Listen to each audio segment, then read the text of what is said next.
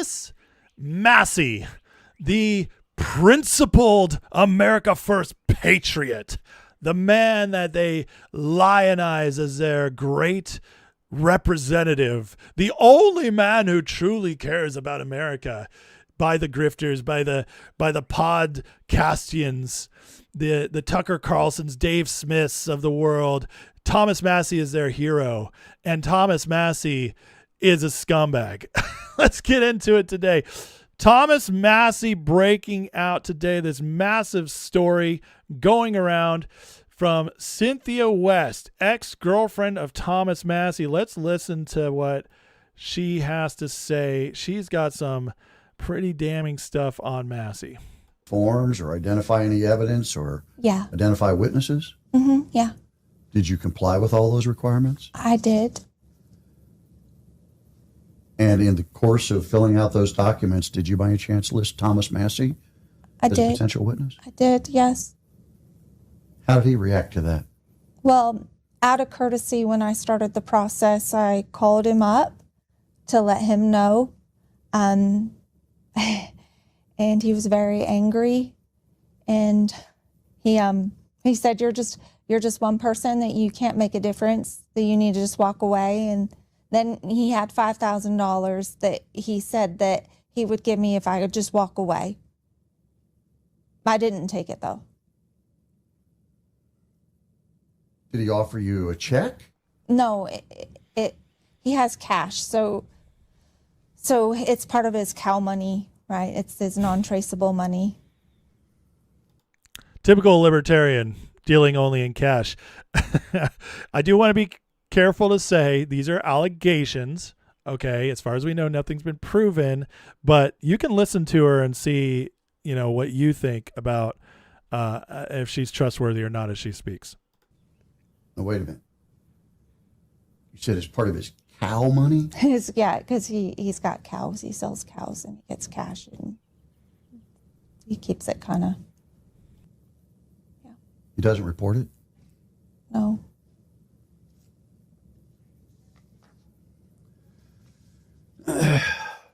So how did he react when you wouldn't take the money and walk away?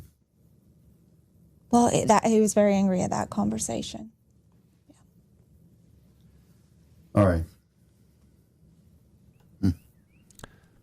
I feel like the cow money thing is pretty good little details there.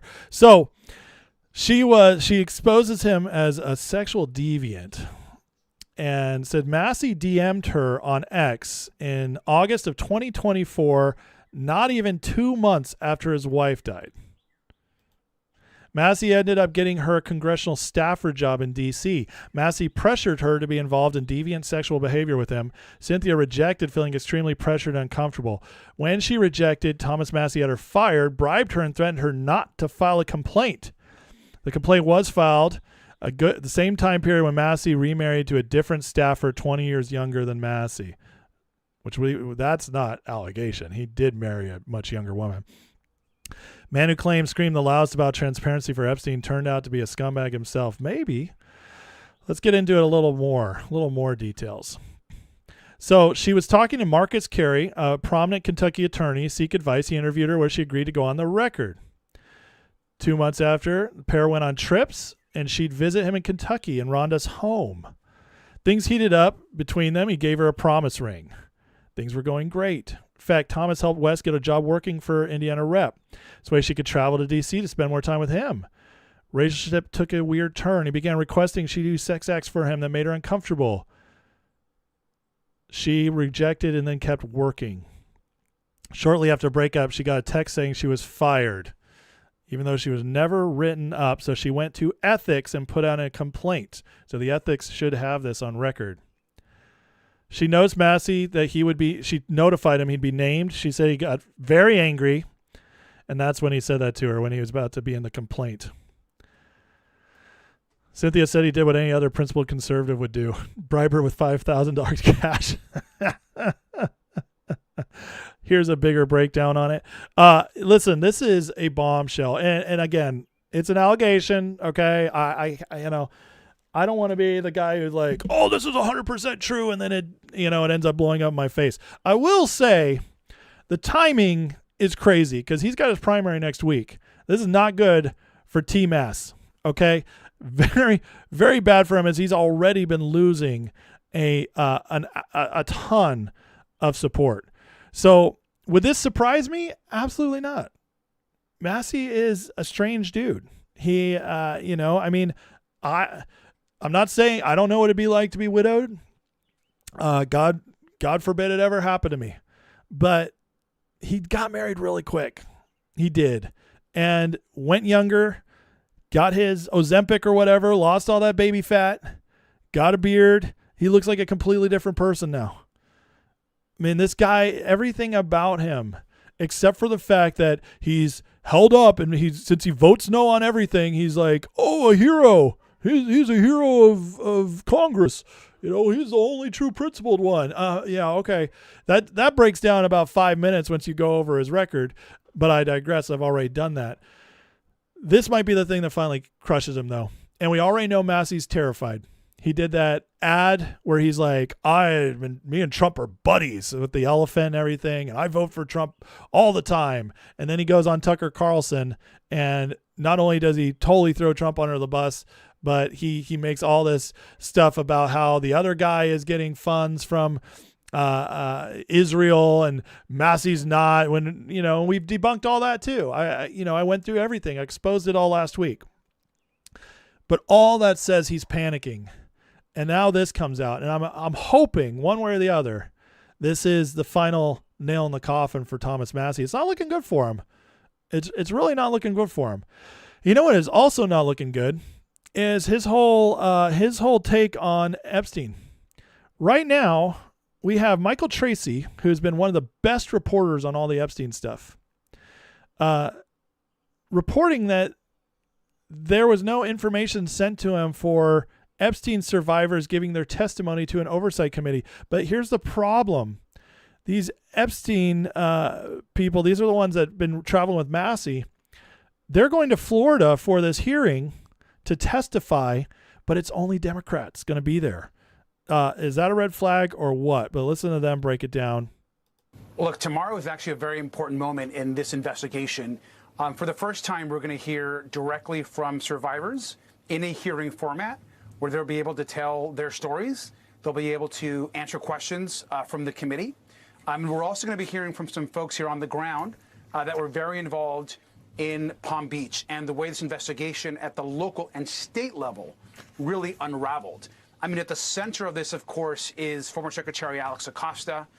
Just the horrible, horrible job that was done by his then department and him as U.S. attorney in actually prosecuting and trying to bring justice for the survivors and to really go after other co-conspirators. And so those stories will be told. This is fraudulent. Okay. It smells bad because it is bad. Going down there, the Democrats leading it in a closed door session of testifying. Why not testify in Congress? Why not go on the floor? Because they're just going to build a story and get out of it what they want. And then they're just going to release tidbits of whatever they can use to attack the Trump administration. And so this thing just continues to look worse and worse. And more validating for the Trump administration that they might not be the ones actually hiding as much as has been alleged.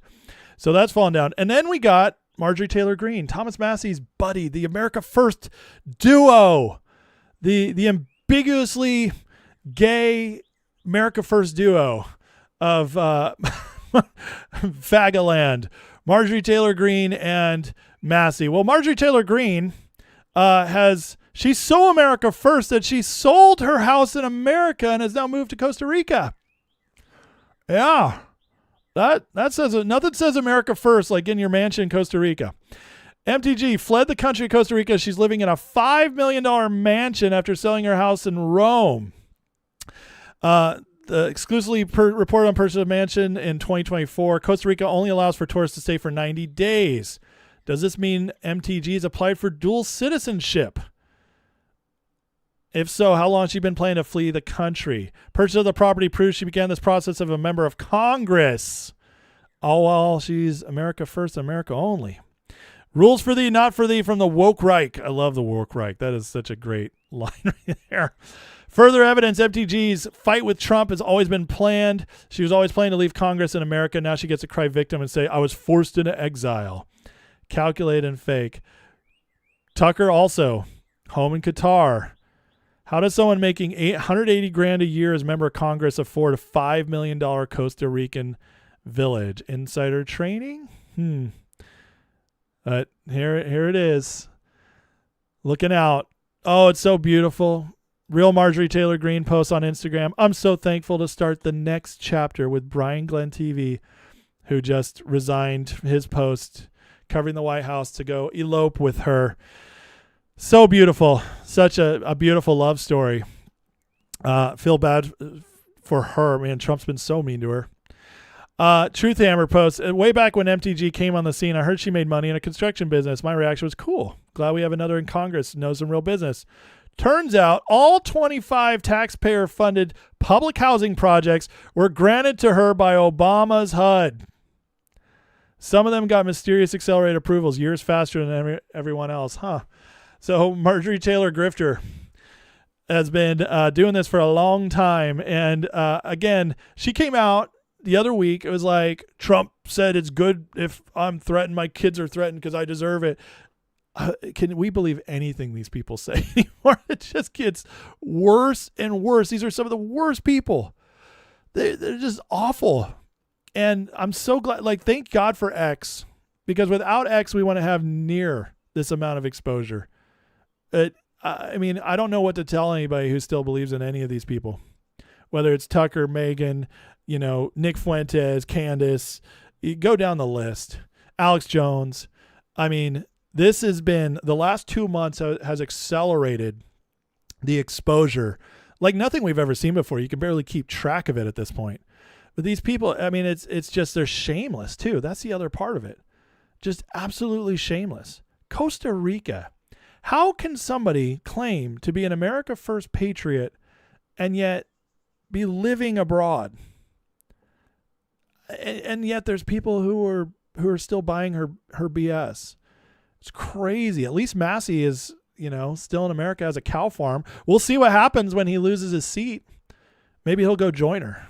Maybe he's going to live in this little shed area right here. That'd be fitting for Massie. That's about what he deserves. Candace, on the other hand, she's, dual citizen of UK and married to the House of Lords member. She's a true America First patriot as well. She's now coming out and calling out Nick Shirley for all his exposure of fraud, to which he's responding with her with the evidence. But why? I mean, why? Why would you attack that? Isn't it good we're exposing fraud? On top of that, she says that the Charlie Kirk audio about appointing Erica as AI. And so this might be the most consequential lie. And so she's just going even to deeper levels. She's obviously running out of viewers, needs something new for her content. But why attack this guy? He's a 24-year-old kid doing independent reporting. These people are gross. They're gross. And then finally we got Megyn Kelly, who, well, let's listen to Megyn. Let's listen to what Megyn has to tell us. 10 million people in his 30 million in ours. Our interests are a lot greater and frankly more important. Sorry, but they are. And we're running this thing. It's our military. It's our boots on the ground, not yours, that has been doing the lion's share of all this. So yeah, we're not equal partners. But in any event, Netanyahu, the Israeli prime minister, went on 60 Minutes last night, and this whole thing made that appearance all the more interesting. 60 aired a good chunk of correspondent Major Garrett's interview with the prime minister on TV last night. The segment was about 12 minutes, but CBS also released the full 70-minute sit-down online. That's not out of the goodness of their hearts. That's thanks to President Trump's lawsuit back in 2024 when he alleged 60 Minutes made misleading edits to a Kamala Harris interview in an effort to make her look good. 10 million people in his country. We've got 330 million. It's always Israel. Megyn's been saying we have boots on the ground in Iran, just outright lying about all this, doing it for Israel. And it's gotten so bad with her that there's many friends of hers now kind of distraught over what's happened to Megyn. We have Sasha Stone, who I follow on X. She's a former former liberal entertainment writer turned conservative MAGA, and was friends with Megyn. And she's just like, I don't know what's happening. And then there's Victor Davis Hanson, who's been some of the best coverage on the Trump administration, especially the foreign policy part. And he used to be close to Megyn as well. And here's Victor says not understanding what's going on. Pete Buttigieg or Newsom, they wouldn't. They've all dismissed Israel. I've never seen, as a excursus, I've never seen anything like this. My friend Megyn Kelly the other day, in a passionate interview, which went viral because the people were juxtaposing it. When I was on her program last summer, she was very adamant about the necessity of the bombing to take away the nuclear threat. And then she made some really good points about Islam. And I mean, going back through 5 or 6 administration, who are the people who blew up our Tanzania, our Kenya embassies, our Beirut embassies, our Marine barracks? Who were the ones that sending shape charge to blow up Americans? Who was the panty bomber, whatever we call it, underwear bomber, who that killed people at Fort Hood, who killed people at San Bernardino, who killed people in a nightclub, who did 9/11? Who are those? USS Cole, right? The hole USS Cole. side, We know who. It's not Jewish terrorists. It's Islam. And so this idea that you have to rethink it because maybe the real enemy or maybe the real danger. Tucker said that Israel poses a greater threat than either China or the Islamic world. That's just crazy. Megyn said that she was manipulated by the pro-Israel voice in the United States. I just thought she was manipulated. But That's a pathetic thing to say. She's very bright. How could she be manipulated? The evidence is all out there. Her first excursus on it was very empirical. She said it right last summer. She said, I'm wondering now if I was misled, but she wasn't. She was confident when she said that because she was looking at the evidence. Pretty incredible stuff, honestly. When you get a friend, somebody who actually knew her personally, was on her show regularly, just kind of blown away by the turn. I mean, this didn't happen naturally. They were gotten to, and they're Kelly, Tucker, whoever, they're either being paid or they were just assets the whole time waiting to be deployed. And at this point, it doesn't matter which way it goes. All that matters is that they're all fighting on the other side, and it's obvious. And when you have these guys who are completely befuddled, who are like, I don't understand, this is not who she was.